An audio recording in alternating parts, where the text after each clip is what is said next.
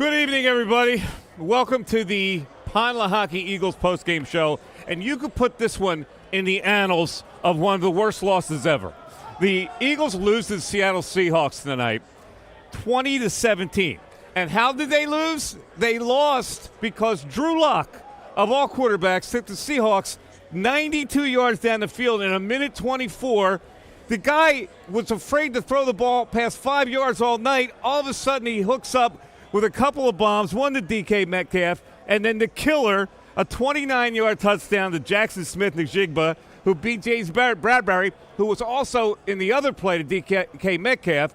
So, listen, I got to tell you this. Had they even survived this game, folks, had they even survived this game, it would have been a hollow W. Because it's obvious now that this Philadelphia Eagles team has lost some electrical current. And so what does this portend for the playoffs? Well, for me, it portends nothing.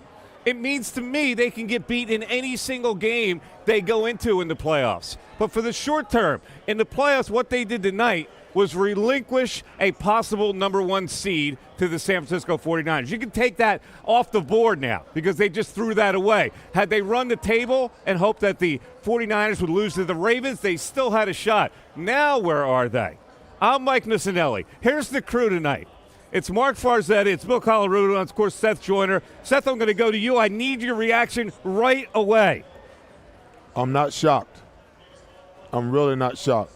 Because on my show this week, I ended my show with my prediction. And I said the Eagles are going to lose this game 17-21. Okay, so I was 1 point off of my prediction. But I had the sense that the Eagles would find themselves tonight, and win this football game. So, of course, I changed my prediction, before the show and went 28-14. I know everybody wants me to explode and go off. I'm just not doing it tonight because, I'm out of that type of energy. This I said last week, this is not a good football team. And they just confirmed what I said. And it seems to me like the Eagles are really searching for too many things at this point in time. I've never seen so many young guys play in a game with so many implications as to what the end of the season was going to turn out to be. Like Patrick Johnson playing tonight. Eli Ricks and Joe playing tonight. Now, you already had one of your starters out, and you insert, two rookies, and you're rotating them all through your lineup. You got all of these young players that are playing. Now, that, of course, didn't have anything to do with why they lost the game. But, at the other end of the spectrum, you change defensive coordinators. How does that work?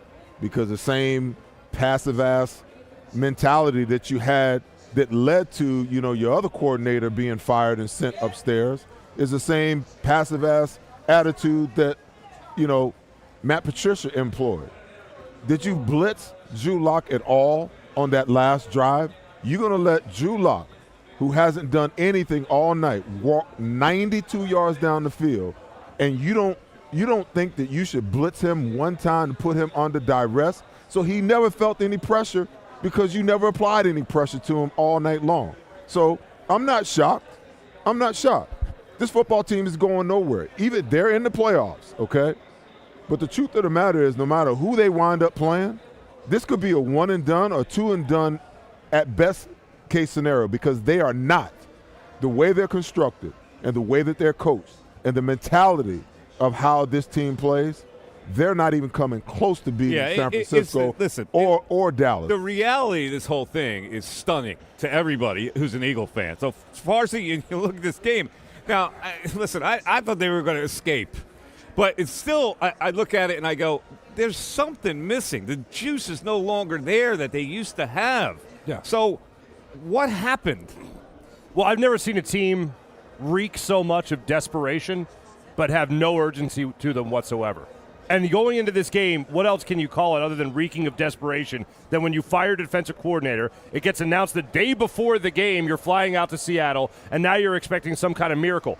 The first two possessions of the game, both offensively and defensively, it looked like a different team. A little bit more aggressive up front defensively. Offensively, you actually saw a little bit of motion being used by this defense. They ran that tight end screen a little bit different than the way that we have seen them run it all season long. And then for the rest of that game, that goes out the window. The first drive of the game, you saw this team go up against one of the worst defenses in football and actually look like a competent offense and get into the red zone. One time they were able to punch it in to score. The other time they had to settle for a field goal. And then every time after that, they really struggled against one of the worst defenses with a healthy offense against this Seattle team. I understand, tough to win in Seattle, tough to go across the country. Jaylen Hurts wasn't feeling well before the game.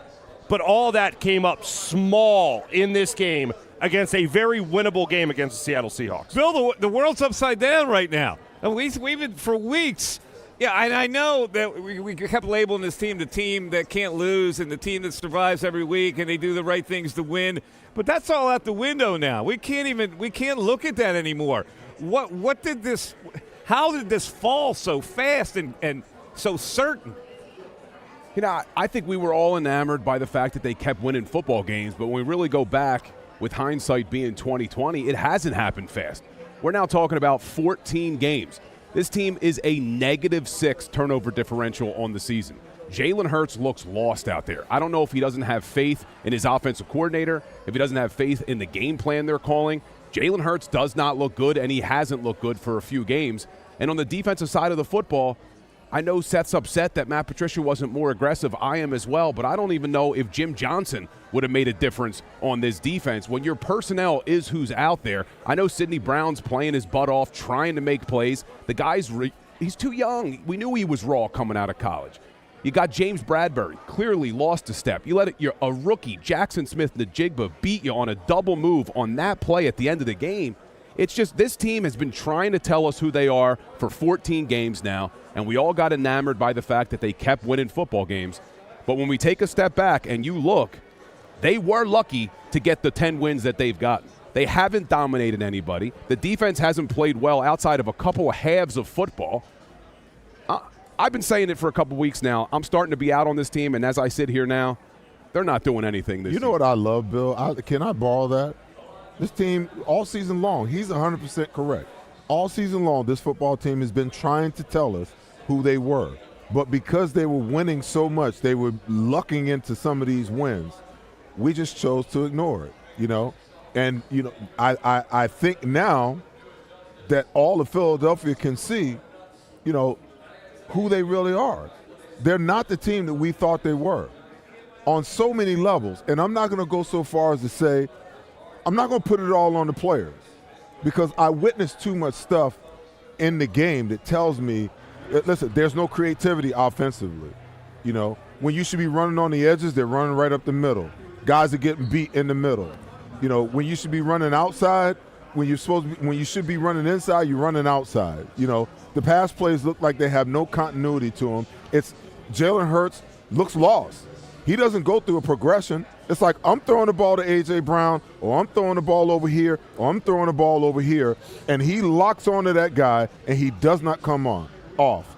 Defensively, heck yeah, they're searching. They're searching because they're old at corner, and they can't get it done anymore, you know, and they can't stop the run because they've ignored the linebacker position. I don't care if you put 6 defensive linemen out there. If your linebackers can't fill the vacant gaps, you're not going to be able to stop the run. Shaq Leonard is nothing more than a Band-Aid, if at best. He's an old Band-Aid, okay? He's not a fix. He is not a fix. He is no better than what we had. So all that excitement about, oh, we got Shaq Leonard. Shaq Leonard has nothing. I'm watching the guy play. He has no speed. He has no power, no explosiveness. He has nothing, okay? And when you can't stop the run, you can't stop anything else. And when you're afraid to bring pressure, okay, because you're so afraid that you're going to give up so much on the back end, you're playing to die, okay? I mean, you let this guy walk the ball down the field. You're playing not to lose. And anytime you're playing not to lose out of a position of fear, guess what? 9 times out of 10, you usually lose. Seth, let me ask you this as an ex-player who has been in the locker room for a lot of years. The calamity of the defensive coordinator situation last week, which is a desperate move that a lot of people say, well, you had to do it. But when you do something like that, and you do it in the middle of the week, and we don't find out about it until Sunday when it breaks as news, what does that do to a football team? Because you're introducing this kind of desperation by doing that. Well, I said in the pregame that you're not making that much of a change. It's not like Matt Patricia is taking his defense and now installing it, and the players are ready to run his defense. Yeah, they did some different things. They did a couple of different things. But I guarantee you that defense that you saw was in concert with what Sean Desai had been doing all year long. He just added a couple of wrinkles. Now, when you add new wrinkles during the week and you run it for the first time, you're not going to be proficient at it. So I don't know. I don't understand the move. Well, you're telling the team we're in trouble. This is why we're making this movie. We're in trouble. Does that concept resonate in a locker room? Well, from your perspective, you're saying you're telling the team that you're in trouble. But I would submit to you that the message was sent through the players, because when Kevin Byard says, "Oh, coach, maybe you should let us, do the scouting report." Yeah, that's part of this whole equation. So there was already a fracture there between the players and the DC to begin with. Okay, so if that's fractured, you're not going to tell me that you're going to bring the guy that's been sitting in the room all year long, that's a party to everything that's going on in the room, and he's going to make that much of a difference? Yeah, but hell no. Let's be honest. The defense shouldn't have let up a 10-play, 92-yard drive, but they shouldn't even have been in a position to win the game at the end of the game. The offense put up 17 points against the 28th-ranked defense in the NFL, and we don't have a lot of banged-up guys on that offense. All of our money's on that offense. The only player you're missing is Cam Jurgens. You should be able to put up more than 17 damn points against the Seattle Seahawks. You scored 7 points on the first drive of the game. You scored 7 points on your first drive of the second half, and you scored 3 points the rest of the football game? Bill, I agree with you wholeheartedly, but at the end of the day, you want to know what the defense's job is? They got to hold the lead to there. Stop the other team from scoring. Now, I'm not absolving the defense, but when you look at this offense, 17 points against Seattle. I agree. Seattle's defense is giving up 24 points a game. So how in the world do you only manage 17? And they're missing their best rookie, Devin Witherspoon. They're playing without their safety, Jamal Adams. But again, the way they did it to take the lead in this game, the game plan was focused on running the football. Well, that first drive, 15 plays, they ran it 10 times. We thought they had set a blueprint for how they were going to play this game, and then suddenly it disappeared. What is aside from everything else, it's so annoying to see them actually game plan well for it and have a plan in place to start out a football game well, and then they get away from that. And then to compound that, when they start throwing the football more, Jaylen Hurts, for whatever reason, starts having one of his more inaccurate games that we have seen him have in recent times, and then carries that into the second quarter as well. Throws the interception in the end zone when he's looking for Quez Watkins. I know a lot of people focusing on the fact he shouldn't be looking at Quez, but he was, and he drastically underthrew that football.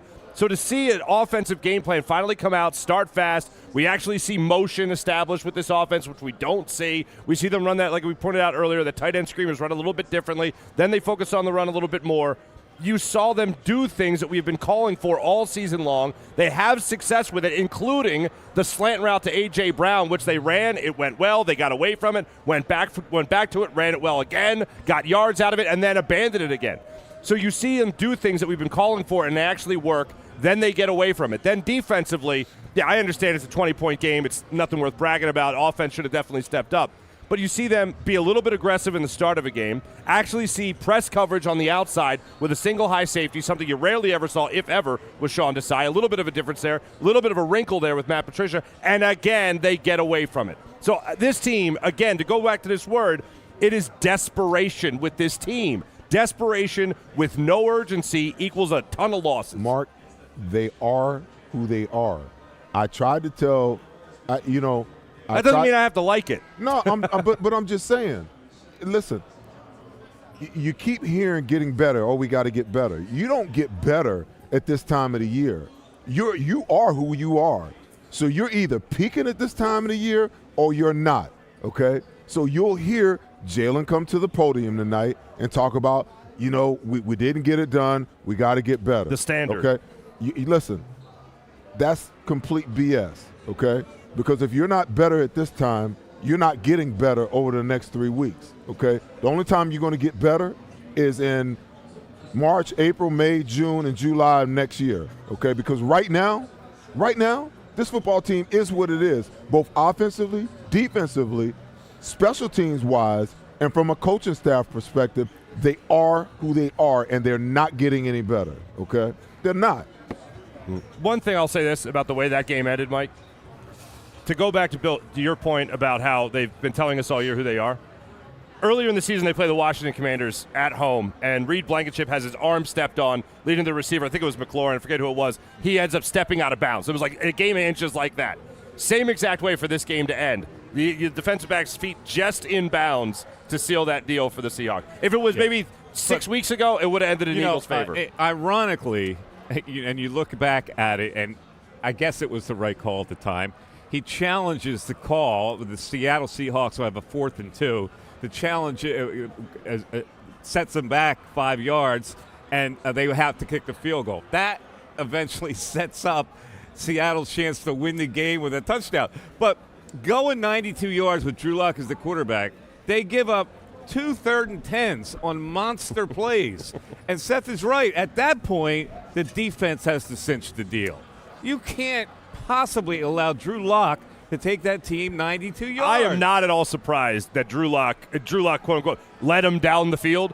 This wide receiving core against this secondary. But he didn't do it all game. And at the most important time of the game, they relinquished that. And were the Eagles the least aggressive on that final possession by the Seahawks? Of course they were. Of course they were. So with that wide receiving core against this defense, against this secondary, and Drew Lock, who can at least complete a pass at the NFL level, nothing great, not going into the Hall of Fame, obviously, but he's able to just hit his spots down the field, making those 2 big plays, including on the game-winning touchdown over your best corner in James Bradbury. Barzy, you know what? You want to know what the difference is?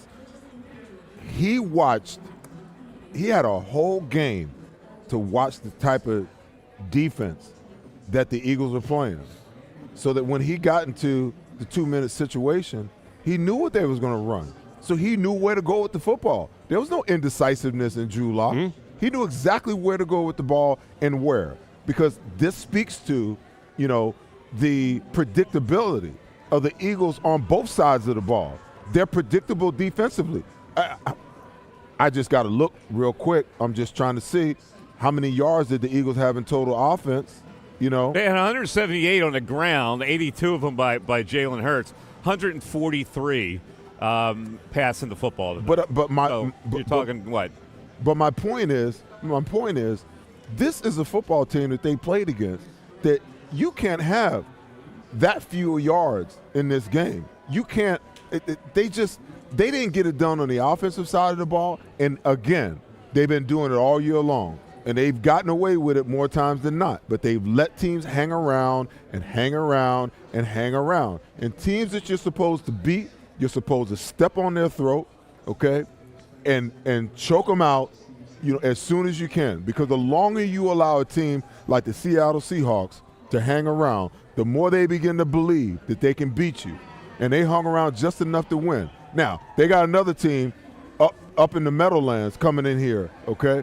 You think that as bad as that team is, do you think that DeVito thinks that he can't beat the Eagles right now? That he can't do what Drew Lock just did? I promise you he does. The certain part about this game tonight is that it is now possible to lose one of those 3 games they have left. Oh, they're going to. 2 with the Giants and 1 with the Cardinals. There's no question in my mind. It's not even a possibility. They are going to lose another game. And that makes them the 5th seed.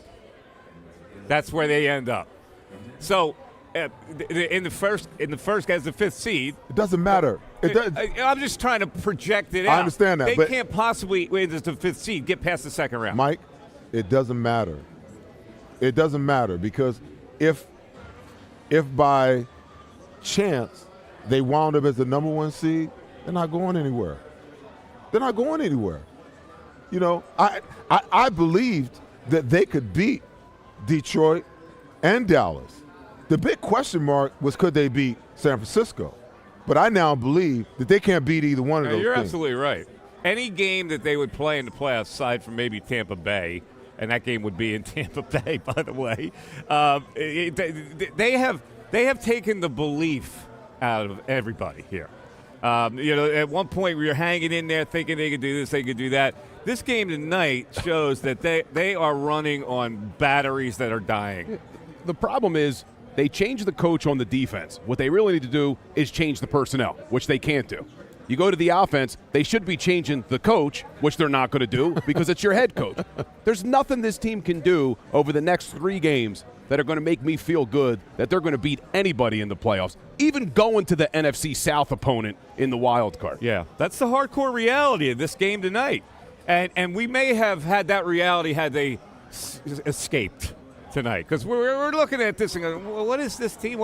They have no fizz. No, they look like they have fizzled out. That's all right, to your point of lack of energy. That's exactly what they have. All right, so let me ask you this, Seth, about Jaylen Hurts. Has he regressed? Because we could see it, that he's not seeing certain receivers, that he's not seeing the whole field. Or the illness that preceded this whole thing, does that have anything to do with the way he looked tonight? I'm not going to give him, and I've been one of Jaylen's biggest defenders. I'm not going to give him that excuse tonight because, usually when you're not feeling well, that's when you're like laser focused. But I'm seeing the same thing week after week out of Jaylen. There are guys that are open that he's missing. He's locking on his receivers. He's leaving the pocket sometimes too fast. And even there's times where he's out of the pocket and he realizes that there's nowhere to run, where he doesn't throttle down and let something come back to him or something go deep. He just keeps running. So, I don't think that optimally the offense is really working at the level that it should. Something's changed. Either teams have found a blueprint for stopping this offense, or they've taken so much of what used to make this offense work out of the offense that it's stagnant because it's highly predictable. It's not creative whatsoever. I see teams running, bubble screens to tight ends and screens to backs that they work. We can't run a screen to save our lives. Instead of us putting the tight end outside and the wide receiver inside and having the wide receiver block out on the cornerback and run the tight end back underneath, we got him running. We got him bubbling towards the wide receiver that's blocking and the defender, just running right into him. It's like, how many times as a coaching staff do you look at that and realize that ain't working? But they just keep doing it over and over and over and over again, and teams are prepared for it over and over and over again.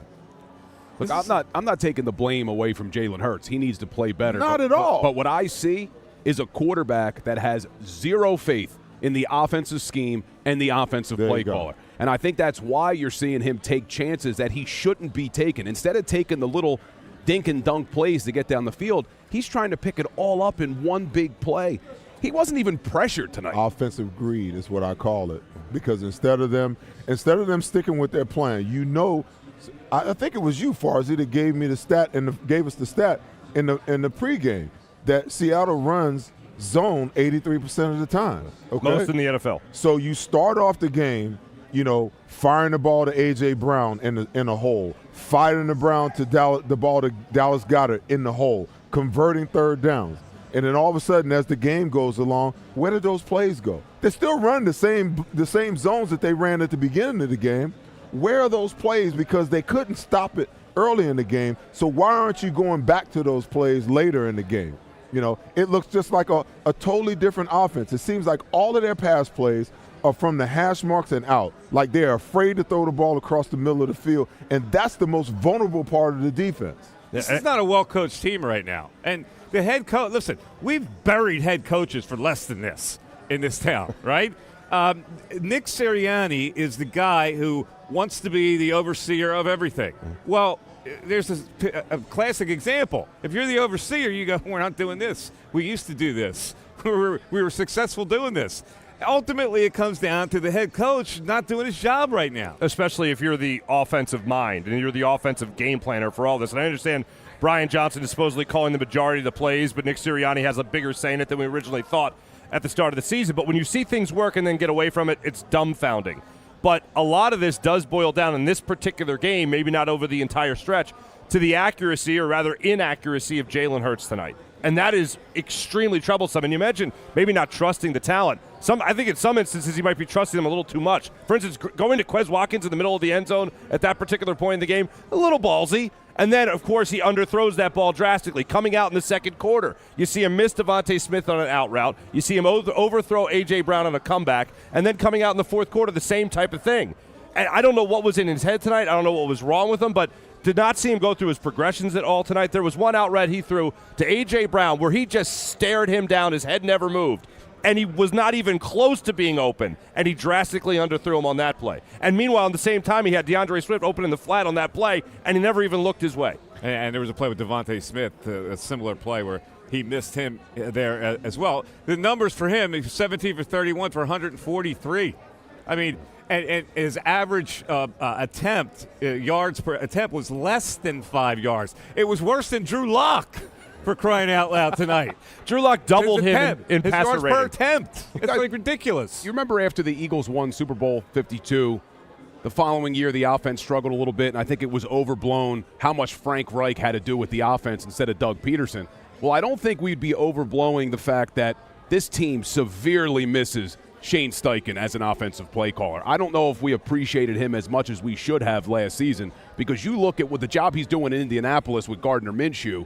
Man, I'd love to have Shane Steichen on this offensive coaching staff right now, because they are lost, man. Lost and desperate. And I have never seen a desperate team that also had urgency do anything special. And this team does not have any of that urgency to go along with the desperation. Well, but I mean, that's the thing that's, when I used to, case in point, when I used to coach my youth players, I got them together at practice one day. I said, listen, someone could be bigger, faster, stronger than you are, or more athletically gifted than you are, okay? I said, but the one thing that you all have that's non-negotiable, if you're going to play on this team, you all have the ability to give effort. I mean, you could be as slow as a snail, but if you're grinding it out, trust me, okay? As a coach and as your teammates, we can appreciate that. When I look at this football team, sometimes I see the effort, sometimes I don't. But I just don't see the urgency on every single play to get the job done, to fight till the whistle is blown, to make sure to do everything right, understanding what's at stake. What's at stake is an opportunity. You guys had a taste of what the Super Bowl was like last year, and you fell just short. How in the world can you come out and play the way that you played 3 weeks in a row, realizing that you have a legitimate shot to be a Super Bowl team?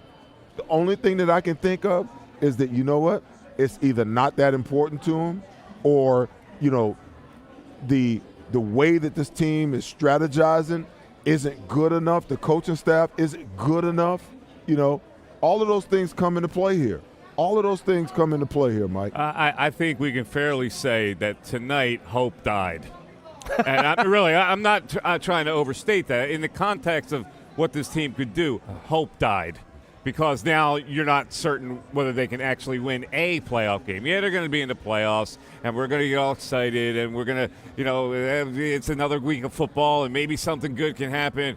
But you have to come to a conclusion after the way they lost this game that they are not worthy to make a run in the playoffs, no matter what it is. They might win a game, and I hate to say it. I'm a big hope man, Farzy. You are. I want hope keeps us going. You sell us a lot of hope. And if hope died, that's a bad thing. Let's take a breath right now, and let's talk about Gary Kane. Gary, save us. Because if you're looking right now to hire in the IT and engineering, manufacturing, or technology fields, then contact our man, Gary Kane, and his team at Kane Partner Staffing Solution. And here's how you can connect.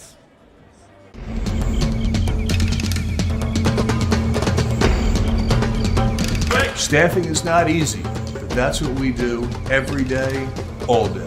The key to our success is storytelling, asking the right questions to find the right people. I'm Gary Kane, president of Kane Partners. We want to be your staffing partner.